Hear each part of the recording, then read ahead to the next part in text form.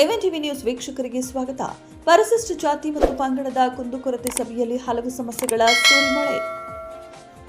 ಜ್ಞಾನಾರ್ಜನೆ ಮತ್ತು ಅರಿವಿನ ಮೂಲಕ ಹಲವು ಸಮಸ್ಯೆಗಳಿಗೆ ಪರಿಹಾರ ಸಾಧ್ಯ. DYSP P Muralidhar. ದಲಿತ ಕಾಲೋನಿಗಳಲ್ಲಿ ಮಕ್ಕಳಿಗೆ ಕಡ್ಡಾಯವಾಗಿ ಶಿಕ್ಷಣ ನೀಡಿದಾಗ ಮಾತ್ರ ವಂಚನೆ, ದೌರ್ಜನ್ಯ, ದಬ್ಬಾಳಿಕೆಗೆ ಗುರಿಯಾಗುವುದನ್ನು ತಪ್ಪಿಸಬಹುದು ಎಂದು ಡಿವೈಎಸ್ಪಿ ಪಿ ಮುರಳೀಧರ್ ಅವರು ಅಭಿಪ್ರಾಯ ವ್ಯಕ್ತಪಡಿಸಿದರು. ನಗರದ ಪೊಲೀಸ್ ಠಾಣಾ ಆವರಣದಲ್ಲಿ ಹಮ್ಮಿಕೊಂಡಿದ್ದ ಪರಿಶಿಷ್ಟ ಜಾತಿ ಮತ್ತು ಪರಿಶಿಷ್ಟ ಪಂಗಡದ ಕುಂದುಕೊರತೆ ಸಭೆಯಲ್ಲಿ ಚಿಂತಾಮಣಿ, ಶಿಡ್ಲಘಟ್ಟ ತಾಲೂಕುಗಳ ಮುಖಂಡರುಗಳ ಉದ್ದೇಶಿಸಿ ಅಧ್ಯಕ್ಷತೆ ವಹಿಸಿ ಮಾತನಾಡಿ, ಪೋಕ್ಸೋ ಪ್ರಕರಣಗಳು ಸೇರಿದಂತೆ ಅನೇಕ ರೀತಿಯ ದೌರ್ಜನ್ಯ, ದಬ್ಬಾಳಿಕೆಗೆ ಒಳಗಾಗುವ ಪ್ರಕರಣಗಳು ದಲಿತ ಕೇರಿಗಳಲ್ಲಿನ ವಾಸಿಗಳು ತುತ್ತಾಗುತ್ತಿರುವುದು ಸರ್ವೇ ಸಾಮಾನ್ಯವಾಗಿದ್ದು, ಆ ನಿಟ್ಟಿನಲ್ಲಿ ಸಂಘಟನೆಗಳು ಸಂಘಟಿತರಾಗಿ ಮನೆ, ಗ್ರಾಮ ಪಂಚಾಯಿತಿ ಸೇರಿದಂತೆ ವಿವಿಧೆಡೆ ಜಾಗೃತಿ ಮೂಡಿಸುವಂತಹ ಕೆಲಸವನ್ನ ಮಾಡಬೇಕಾಗಿದೆ ಎಂದರು. ಯಾರು ಅವಿದ್ಯಾವಂತರಾಗಬಾರದು. ಎಲ್ಲರೂ ಶಿಕ್ಷಣವನ್ನ ಪಡೆದುಕೊಂಡ ಶಿಕ್ಷಣ ಅಸ್ತ್ರದಿಂದ ಸಮಾಜದಲ್ಲಾಗುವ ಅನ್ಯಾಯ, ದೌರ್ಜನ್ಯ, ದಬ್ಬಾಳಿಕೆಗಳನ್ನು ತಡೆಗಟ್ಟಬೇಕಾಗಿದೆ. ಇಂತಹ ಕಾರ್ಯಗಳನ್ನು ಸಂಘಟನೆಗಳು ಕೈಗೊಳ್ಳಬೇಕು ಎಂದು ಇದರ ಮೂಲಕ ಉತ್ತಮ ಸಮಾಜವನ್ನ ನಿರ್ಮಾಣ ಮಾಡಲು ಸಾಧ್ಯವಾಗುತ್ತದೆ ಎಂದರು.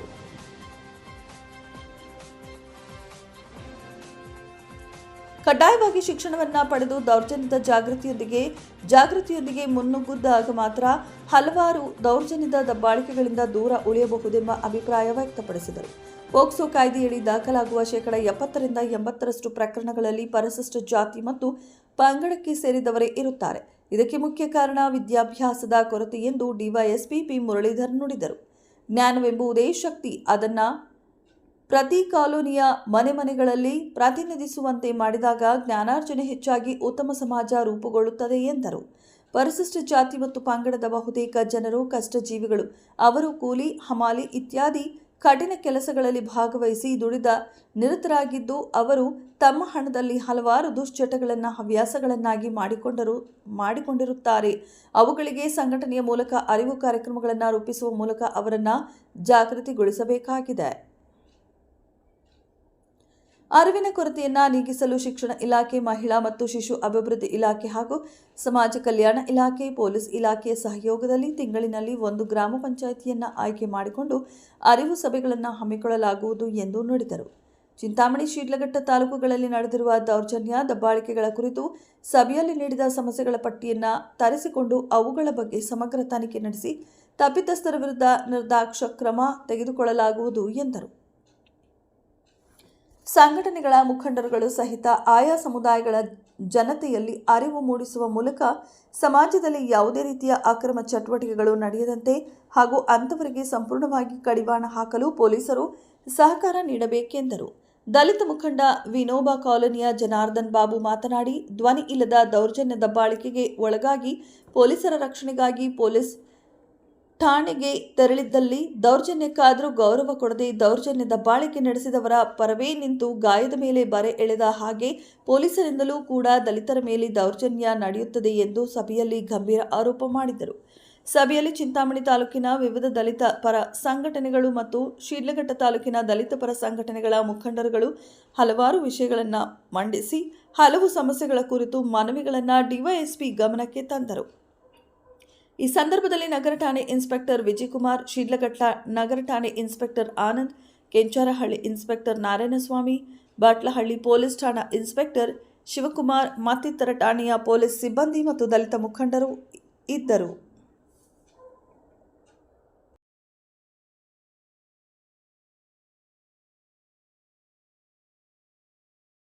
ಜೊತೆಗೆ ನಾನು ಒಂದು ಮೀಟಿಂಗ್ ಅಲ್ಲಿ ಭಾಗವಹಿಸಿದ್ದೀನಿ. ಮತ್ತೆ ಮುಂದೆ ಪ್ರತಿ ಎರಡನೇ ಭಾನುವಾರ ಕಂಪಲ್ಸರಿ ಮಾಡಬೇಕು ಅಂತ ಹೇಳ್ಬಿಟ್ಟು ಅವ್ರಿಗೆ ಸೂಕ್ತ ತಿಳುವಳಿಕೆ ಮತ್ತು ಜ್ಞಾಪನವನ್ನು ಸಹ ನೀಡಿರ್ತೇನೆ. ಈ ಒಂದು ಹೇಳ್ತಾ ನಮ್ಮ ಶಿಡ್ಲಘಟ್ಟ ವ್ಯಾಪ್ತಿಯ 3 ಪೊಲೀಸ್ ಠಾಣೆಗಳಲ್ಲಿ ಕಳೆದ ಮೀಟಿಂಗ್ ನಲ್ಲಿ ಆದಂತ ಕೆಲವು ಕೊರತೆಗಳ ಸಭೆಯನ್ನು ಹಮ್ಮಿಕೊಂಡಿದ್ದೀವಿ.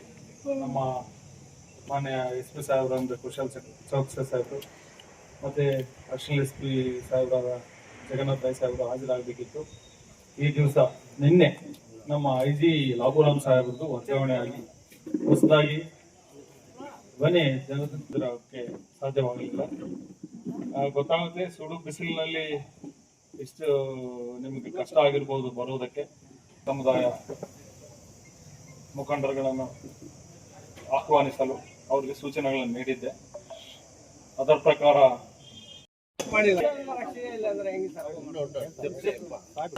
ಅರೆಸ್ಟ್ ಮಾಡಬಾರ್ದಂತ ಉದ್ದೇಶ ನಮ್ದಲ್ಲ. ಶಾಬುದ್ದೀನ್ ನೇತೃತ್ವದ ಟೀಮ್ ಕಳಿಸಿದೀವಿ, ಸಿಕ್ಕಿಲ್ಲ, ಟ್ರೈ ಮಾಡ್ತಾನೆ ಇದ್ದೀವಿ. ಅವರೇನು ನಮ್ಮ ಸಂಬಂಧಿಕರಲ್ಲ, ಯಾರು ಅಲ್ಲ. 100% ಅರೆಸ್ಟ್ ಮಾಡ್ತೀವಿ, ಅವ್ರ ಮೇಲೆ ಉಗ್ರ ಕಾನೂನು ಕ್ರಮ ಕೈಗೊಳ್ಳುತ್ತೀವಿ. ನಮ್ಮ ಸಂಬಂಧಿಕರಲ್ಲ ಸರ್, ಯಾಕಂದ್ರೆ ನಮ್ಮ ಮಾಡ್ತಾ ಇದ್ದೀರಾ, ಕೇಸ್ ಆಗಿದೆ, ಅವ್ರಿಗೆ ಅರೆಸ್ಟ್ ಮಾಡ್ತೀವಿ, 100% ಮಾಡ್ತೀವಿ. ನಮ್ಮ ಮುಂಚೆನೆ ಹೇಳಿದ್ರೆ ಅವರಿಗೆ ಸಂಬಂಧಿಕರು ನಮ್ಗೆ ಅಂತ ಮಾಡ್ತೀವಿ. ಹೈದರಾಬಾದ್ ಟೀಮ್ ಕಳಿಸಿದೀವಿ, ಏನೇನು ಎಫರ್ಟ್ಸ್ ಮಾಡ್ತಿದ್ವೋ ಪ್ರತಿಯೊಂದು ಇನ್ವೆಸ್ಟಿಗೇಷನ್ ಹೇಳ್ಬೇಕಾ, 100% ಮಾಡ್ತೀವಿ.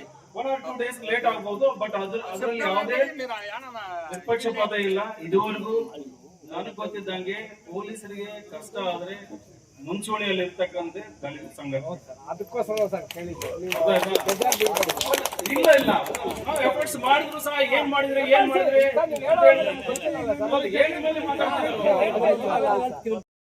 ಒಳ್ಳೆ ಇದು ಕೊಡ್ಬೇಕು ಸರ್ ಅವರಿಗೆ. ಇಲ್ಲ ಅಂದ್ರೆ ಎಲ್ಲಾರ ಮನೆಯಲ್ಲೂ ಒಬ್ಬ ಅಂಗಡಿಯವನ ಮನೆಯಲ್ಲಿ 100 ರಿಂದ 150 kg ಬಂಗಾರ ಇದೆ.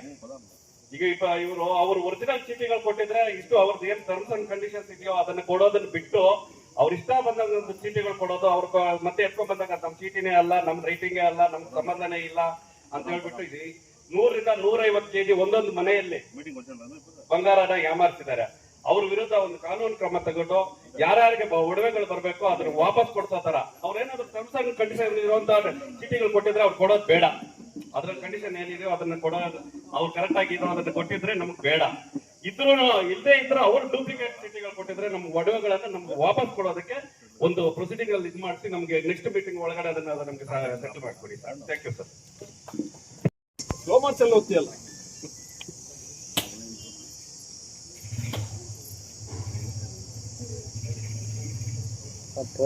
ಮೀಟಿಂಗ್ 1 ನಿಮಿಷ ಜಾಸ್ತಿ ಪೂಜೆ ಮಾಡಿಸ್ತಾರೆ.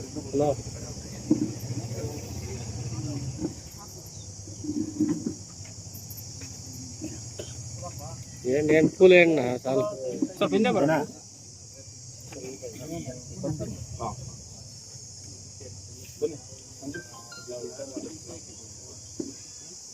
ಹೂವು ಹಾಕಿ ಸರ್.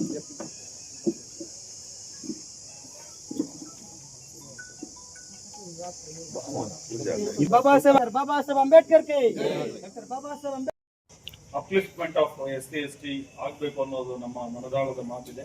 ಅದಕ್ಕೆ ನಿಮ್ಮೆಲ್ಲರ ಸಹಕಾರ, ಮುಖ್ಯವಾಗಿ ನಮ್ಮ ಪೊಲೀಸ್ ಇಲಾಖೆ ಮಾತ್ರ ಅಲ್ಲ, ಪಬ್ಲಿಕ್ ಅಂದ್ರೆ ನಮ್ಮ ಸಮುದಾಯದವರೇ ಹೆಚ್ಚಿಗೆ ನಮ್ಗೆ ಕೈ ಜೋಡಿಸಿದ್ರೆ ನಾವು ಏನಾದ್ರೂ ಸ್ವಲ್ಪ ಅಭಿವೃದ್ಧಿ ಸಾಧನೆ ಮಾಡಕ್ಕೆ ಅನುಕೂಲ ಆಗುತ್ತೆ ಅಂತ ಹೇಳ್ತೀವಿ.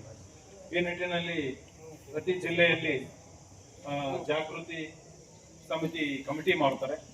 ಆ ಕಮಿಟಿಯಲ್ಲಿ ಈ ವರ್ಷ ನಮಗೆ 3 ಜನ SC ಮೆಂಬರ್ಸ್, 2 ST ಮೆಂಬರ್ಸ್ ಮಾಡಿದ್ದಾರೆ.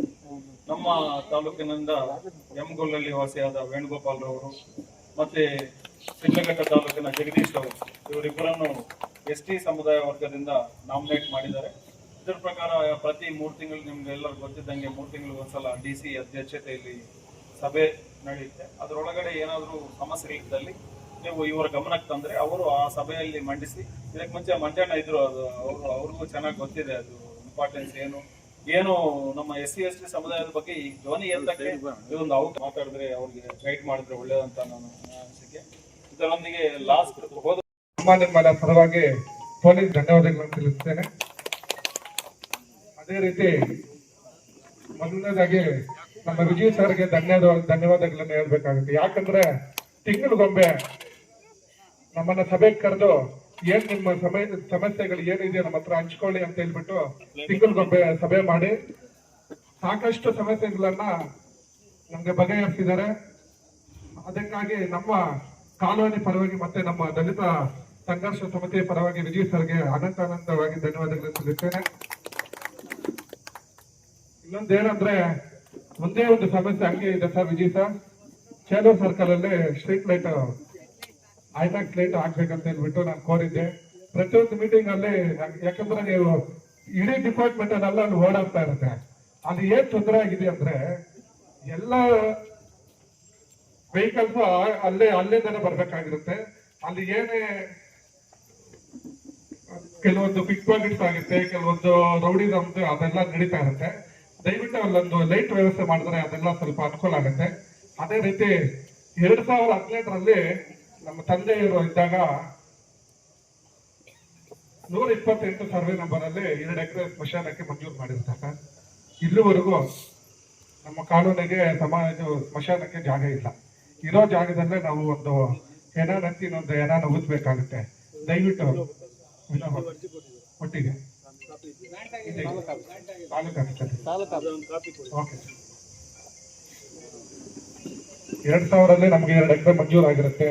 ದಯವಿಟ್ಟು ನಮ್ಗೆ ಸ್ಮಶಾನಕ್ಕೆ 2 ಎಕರೆ ಸರ್ವೆ ಮಾಡ್ಕೊಟ್ಟು ನಮ್ಗೆ ಒಂದು ಬೌಂಡ್ರಿ ಮಾಡ್ಕೊಂಡ್ರೆ ನಮ್ಮ ಕಾಲೋನಿ ನಮ್ಮ ಜನಾಂಗಕ್ಕೆ ಅನುಕೂಲ ಆಗುತ್ತೆ ಅಂತ ಹೇಳ್ಬಿಟ್ಟು ಈ ಸಭೆಯಲ್ಲಿ ಕೇಳ್ತಾ ಇದ್ದೀನಿ ಸರ್. ಧನ್ಯವಾದಗಳು ಅಂತ ಹೇಳ್ಬಿಟ್ಟು ಒಂದು ಕಂಪ್ಲೇಂಟ್ ರೈಸ್ ಮಾಡಿದ್ರು. ಜೊತೆಗೆ PSI ಶ್ಯಾಮಲಾರ್ ಅವರು ಇಂಗ್ಲೆಂಡಲ್ಲಿ ಹಣ ಸಂಬಂಧಿಸಿದ ವಿಚಾರದಲ್ಲಿ ಪ್ರಕರಣ ದಾಖಲು ಮಾಡಿದ್ದಾರೆ. ಅದು ಅವರವರೆಲ್ಲ ಇದಾಗುವಂಥದ್ದು. ಅದು ಪೊಲೀಸ್ ಠಾಣೆಗೆ ಹೋದಾಗ ಸರಿಯಾಗಿ ವರ್ತನೆ ಮಾಡ್ತಿಲ್ಲ ಅಂತ ಹೇಳ್ಬಿಟ್ಟು ಕಂಪ್ಲೇಂಟ್ ಮಾಡಿದ್ರು. ಅದ್ರ ಬಗ್ಗೆ ಈಗಾಗಲೇ ನಮ್ಮ SP ಸಾಹೇಬರು ಮತ್ತೆ DYSP ಹಾಗೂ ನಾನು ಸಮೇತ ಅವರಿಗೆ ಮೌಖಿಕವಾಗಿ ಮತ್ತು ಒಂದು ವಾರನ್ ಮಾಡಿದ್ದೀವಿ. ಅದ್ರ ಬಗ್ಗೆ ಅಬ್ಜೆಕ್ಷನ್ ಕೊಟ್ಟಿದ್ದಾರೆ. ಅದೇ ರೀತಿ ಎರಡನೇದಾಗಿ ದೊಡ್ಡಕಣಿ ದೇವಪ್ಪ ಎಂಬುವರು ವಾಲ್ಮೀಕಿ ಅಂಬೇಡ್ಕರ್ ಮತ್ತು ಕೆಂಪೇಗೌಡ ಅಂಬೇಡ್ಕರ್ ಕೆಂಪೇಗೌಡ ಪುತ್ಥಳಿನ ಇಡೋ ವಿಚಾರದಲ್ಲಿ ಸಾರ್ವಜನಿಕರು ಸ್ವಲ್ಪ ಅವ್ರನ್ನ ಟಾರ್ಗೆಟ್ ಮಾಡ್ತಿದ್ದಾರೆ ಅಂತ ಹೇಳ್ಬಿಟ್ಟು ತಿಳಿಸಿದ್ರು. ಅವ್ರ ಬಗ್ಗೆ ಸಂಬಂಧಪಟ್ಟ ಪಂಚಾಯತಿ ವತಿಯಿಂದ ಯಾವುದೇ ರೀತಿ ಅನುಮತಿ ಪಡೆದು ಎಲ್ಲಾದ್ರೂ ಒಟ್ಟಿಗೆ ಕೂರಿಸಿ ಅದನ್ನ ಪುತ್ಥಳಿ ಇಡೋದಕ್ಕೆ ವ್ಯವಸ್ಥೆ ಮಾಡೋದಕ್ಕೆ ನಾವು ಸಹ ಸಂಬಂಧಪಟ್ಟ ಅಧಿಕಾರಿಗಳಿಗೆ ತಿಳಿಸಿದ್ದೀವಿ. ಜೊತೆಗೆ ಕೃಷ್ಣಮೂರ್ತಿ ನಗಸ್ತರು ಶಿಲ್ಘಟ್ಟ ಇವರು ದೇವಸ್ಥಾನ ಪೂಜಮ್ಮ ದೇವಸ್ಥಾನ ವಿಚಾರದಲ್ಲಿ ಅಲ್ಲಿ 2 ಗುಂಪುಗಳಾಗಿದ್ದಾವೆ. ಅದ್ರ ಬಗ್ಗೆ ಕ್ರಮ ವಹಿಸಬೇಕು, ಅದನ್ನ ಸರಿಪಡಿಸಬೇಕು ಅಂದ್ರು. ಈಗಾಗಲೇ ಅದ್ರ ಬಗ್ಗೆ ಲಾಸ್ಟ್ ಕರ್ಗ ಮಾಡೋ ವೇಳೆಯಲ್ಲಿ ನಾನೇ ಖುದ್ದಾಗಿ ಅದನ್ನ ಸರಿಪಡಿಸಿದ್ದೀವಿ. ಜೊತೆಗೆ ಯಾವುದೇ ಗುಂಪುಗಳಿದೆ ಅದೊಂದು ಟ್ರಸ್ಟ್ ಮಾಡ್ಕೊಂಡು ಅದನ್ನು ಈಗ ಪೀಸ್ಫುಲ್ ಆಗಿ ಅದು ಮುಗಿದಿದೆ. ಇವರು ಆರೋಪಿಗಳ ಗ್ರಾಮದಿಂದ ಜೀಪ್ನಲ್ಲಿ ಕರ್ಕೊಂಡು ಹೋದ್ರೆ ಅದ್ರ ಬಗ್ಗೆ ಭಯ ಪಡ್ತಾ ಜನ ಅದ್ರ ಬಗ್ಗೆ ಮುಂದೆ ಆ ಥರ ಪ್ರಕರಣಗಳು ಮಾಡೋದಕ್ಕೆ ಆಗೋದಿಲ್ಲ ಅಂತ ಹೇಳಿದ್ರು. ಅದನ್ನು ಸಮೇತ ಕಾನೂನಿನಲ್ಲಿ ಸುಮಾರು 7 ವರ್ಷಗಳಾಗಿರುವಂತ ಕೆಲವೊಂದು ಅಪರಾಧಗಳಲ್ಲಿ ನೋಟಿಸ್ ಅನ್ನು ಜಾರಿ ಮಾಡಬೇಕಾಗ್ತದೆ. ಅಂತರಲ್ಲಿ ಪದೇ ಮಾಡ್ತಾ ಇದ್ರೆ ಅವ್ರ ಮೇಲೆ ಮುಲಾಜಿಲ್ಲದೆ ಕ್ರಮ ಜರುಗಿಸ್ತೀವಿ.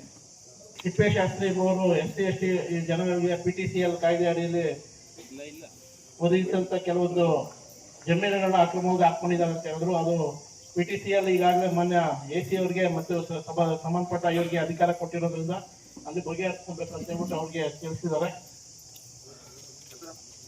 ಅದರಲ್ಲಿ ಈಗಾಗಲೇ ಸುಮಾರು ನಮ್ಮ 3 ಪೊಲೀಸ್ ಠಾಣೆಗಳಲ್ಲಿ 2025ರಲ್ಲಿ ಸುಮಾರು 33 ಜೂಜಾಟಗಳ ಪ್ರಕರಣಗಳು ಮತ್ತೆ ಅದರ ಜೊತೆಗೆ ಸುಮಾರು 54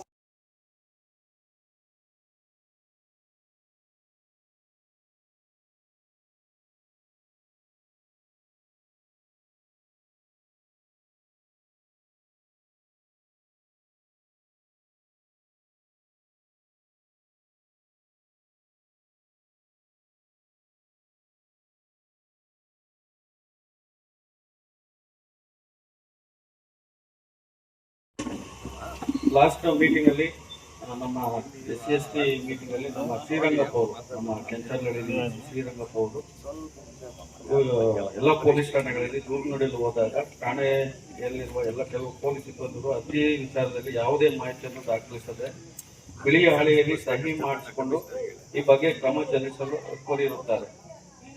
ಸಹಿ ಮಾಡಿಸಿಕೊಳ್ಳುತ್ತಿದ್ದು ಈ ಬಗ್ಗೆ ಕ್ರಮ ಜರುಗಿಸಲು ಕೋರಿರುತ್ತಾರೆ.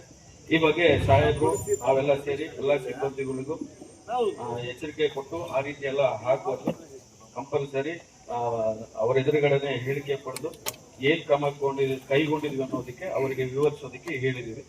ಅದೇ ರೀತಿ ಆಗ್ತಾ ಇದೆ. ಅದೇ ರೀತಿ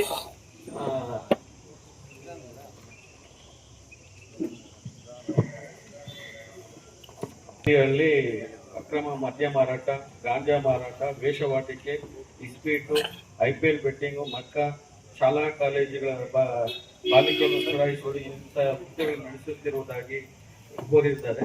ಅದರ ಬಗ್ಗೆ ಎಲ್ಲ ಬೀಟ್ ಸಿಬ್ಬಂದಿ, ಡೇ ಮತ್ತು ನೈಟ್ ಬೀಟ್ ಸಿಬ್ಬಂದಿ ಮತ್ತೆ ಚೀತಾ ವಾಹನಗಳನ್ನ ಮತ್ತೆ PSIs ನಾವು ರೌಂಡ್ಸ್ ಮಾಡಿಕೊಂಡು ಅಂತ ಶಾಲಾ ಬಾಲಕಿಯರಿಗೆ ಚುಡಾಯಿಸದಂತೆ ಎಚ್ಚರಿಕೆಯನ್ನು ಕೊಟ್ಕೊಂಡು ಆಮೇಲೆ ಆ ಬಗ್ಗೆ ಪಿಟಿಕೇಶನ್ ಹಾಕ್ತಾ ಇದ್ದೀವಿ. ಲಾಸ್ಟ್ ಇದರಲ್ಲಿ ಒಂದು 11 ಕೆಪಿ ಆಕ್ಟ್ ಅಂದ್ರೆ 87 ಕೆಪಿ ಆಕ್ಟ್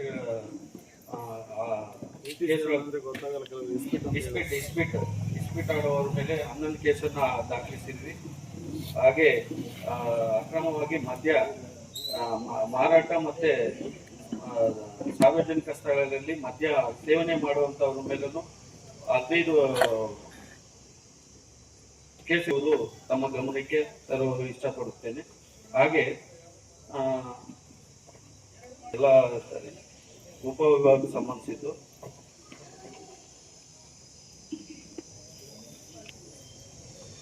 SC ಸಮುದಾಯವರಿಗೆ ಆಸನ ನೀಡದೆ ಬೇರೆ ಆಸನ ವ್ಯವಸ್ಥೆ ಮಾಡಿ ತಾರತಮ್ಯ ಮಾಡುತ್ತಿರುವುದಾಗಿ ತಿಳಿಸಿರುತ್ತಾರೆ. ಇದರ ಬಗ್ಗೆ ಶಾಂತಿ ಸಭೆಯನ್ನು ಯಾವುದೇ ರೀತಿ ಭೇದ ಭಾವವಿಲ್ಲದೆ ಕ್ಷೌರಿಕ ಮಾಡಬೇಕು ಅಂತೇಳಿ ತಿಳುವಳಿಕೆ ನೀಡಿದೆ. ಆ ಬಗ್ಗೆ ದೂರು ಬಂದಲ್ಲಿ ಕ್ರಮ ಕೈಗೊಳ್ಳಲಾಗುತ್ತದೆ ಎಂದು ಪಾಲನಾ ವರದಿ ಸಲ್ಲಿಸಲಾಗಿದೆ. ಅದರಲ್ಲಿ ಸಾಕಷ್ಟು ಜನ ನಮ್ಮ ಸೋದರ ಸಿಬ್ಬಂದಿಗಳೆಲ್ಲ ಸೇರ್ತಾರೆ. ಅವುಗಳಿಗೆ ನಮ್ಮ ನಗರ ಠಾಣೆ ಸರಹದ್ದಿನಲ್ಲಿ ಏನೇನು ತೊಂದರೆ ಇದೆ ಅಂತ ಹೇಳ್ತಾರೆ. ಅವುಗಳಲ್ಲಿ ಕೆಲವುದಾಗಿ ಮೊದಲನೇದವರು ಹೇಳಂಥದ್ದು ಚಿಂತಾಮಣಿ ಟೌನಲ್ಲಿ ಸಾಕಷ್ಟು ವಾಹನಗಳ ಅಡ್ಡದಿಡ್ಡಿನಲ್ಲಂತೆ ಅದು ಸರಿ ಮಾಡಬೇಕು ಅಂತ ಸಾಕಷ್ಟು ಕರೆ ಇದೆ. ಈ ಬಗ್ಗೆ ನಾವು ನಮ್ಮ ಸಿಬ್ಬಂದಿಗಳ ಕಾಲಕಾಲಕ್ಕೆ ಹಾಕ್ತೀವಿ. ನಮ್ಮಲ್ಲಿ ಒಂದಿಬ್ರು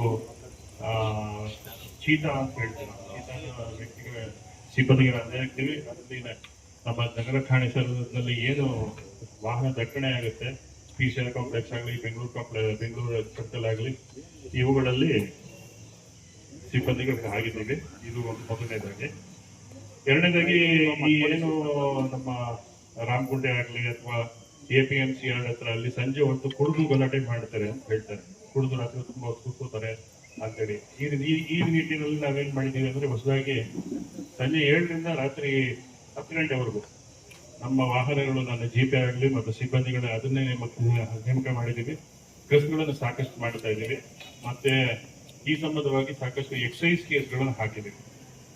ಈ ತಡೆಗಟ್ಟದ ನಿಟ್ಟಿನಲ್ಲಿ ಎಕ್ಸೈಸ್ ಕೇಸ್ಗಳು ಹಾಕಿರ್ತೀವಿ. ಅದೇ ರೀತಿ ನಮ್ಮಲ್ಲಿ ಕೆಲವು ಗಾಂಜಾ ಇದೆ ಸರ್ ಅಂತ ಹೇಳ್ತಾರೆ. ಈಗ ನಮ್ಮ ಹಿರಿಯ ಅಧಿಕಾರಿಯವರು ಮೊದಲಿಂದನೂ ಹೇಳ್ತೀರಾ ಆ ಥರ ಯಾವ್ದಾರು ಇದು ಖಂಡಿತ ನಮಗೆ ನೀವು ಇನ್ಫಾರ್ಮೇಶನ್ ಕೊಡಬೇಕು. ಸಾರ್ವಜನಿಕರು ಏನೋ ಮಾಹಿತಿ ಕೊಟ್ರೆ ಅವರ ಹೆಸರುಗಳನ್ನು ಅಥವಾ ಅವ್ರು ಏನಿದೆ ಅದ್ರ ಪರಿಚಯ ಯಾರಿಗೂ ಕೊಡೋದಿಲ್ಲ. ಆ ನಿಟ್ಟಿನಲ್ಲಿ ನಾವು ಅವ್ರಿಗೇನಿದೆ ಆ ಗಾಂಜಾ ಗಿಂಜಾ ಏನು ಸೇರ್ತಾರೆ ಅವ್ರಿಗೆ ಹಿಡಿದು ಕೇಸ್ ಪ್ರಕರಣ ದಾಖಲು ಮಾಡ್ತಾ ಇದ್ದೀವಿ. ಆ ಪ್ರಕಾರ ಹೋದ 2 ತಿಂಗಳಿಂದ ಸುಮಾರು ಒಂದು 4 ಕೇಸ್ಗಳನ್ನು ಹಾಕಿದ್ದೀವಿ.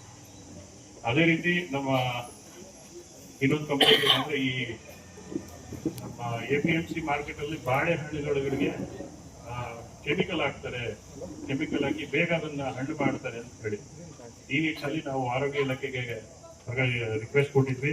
ಅವರು ಸಾಕಷ್ಟು ದುಕಾನು ರೇಡ್ ಮಾಡಿದ್ದಾರೆ. ಅವ್ರ ಕಡೆಯಿಂದ ಕ್ರಮ ಆಗಿದೆ.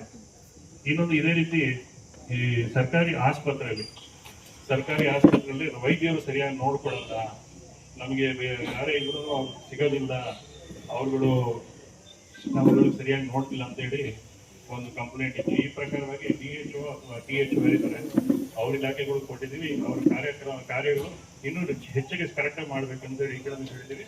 ಇನ್ನೇನಾದ್ರು ಇದ್ರೆ ನಮ್ಮ ಸಾರ್ವಜನಿಕರು ತಿಳಿಸಿದ್ರೆ ಆ ಪ್ರಕಾರ ಕ್ರಮ ತಗೊಳ್ತೇವೆ. ಇನ್ನು ಉಳಿದಂತೆ